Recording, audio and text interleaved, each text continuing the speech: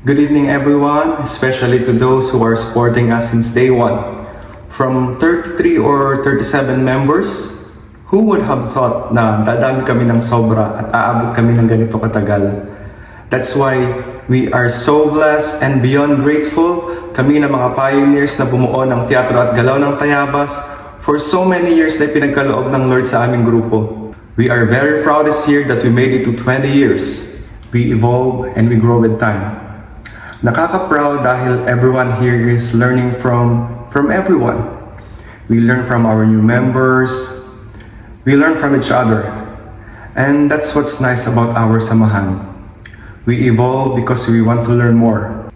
We never want to stop learning. And here is my chance to thank the people na talaga namang sumusuporta sa Teatro at Galaw ng Tayabas.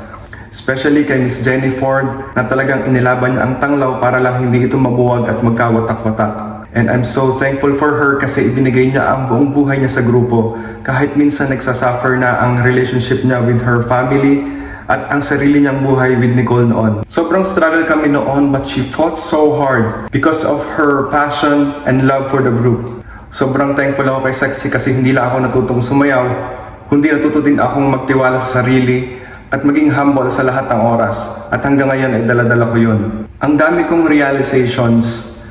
Nakakatuwang balikan ang mga moments noon kasi marirealize mo na kapag gusto mo ang isang bagay at talagang ibinigay mo ang buong puso mo, attention mo, talagang it will bring out the best in you. You should find that spark. Yung isang bagay that will keep your soul alive, your spirit alive, at yun yung passion mo. If something is effortless sa'yo, that's what your gift is. And that's where you are called to do. Pag sinunod mo ang passion mo, everything will fall in its place para sa'yo. Napakahirap maging dancer, pero yung dedikasyon nila sa ginagawa nila, yan ang kahanga-hanga. Mataas ang respeto ko sa tanglaw dahil hindi biro ang physical, mental at emotional training na meron ng isang mananayaw. Kaya naman to all the new members of Teatro at Galaw ng Tayabas, thank you for believing in us, thank you for the trust, and thank you for giving justice to all the choreographies that we make for you noon hanggang ngayon. And I hope you enjoy, 2 dekada na po kami, the dance concert. Good night!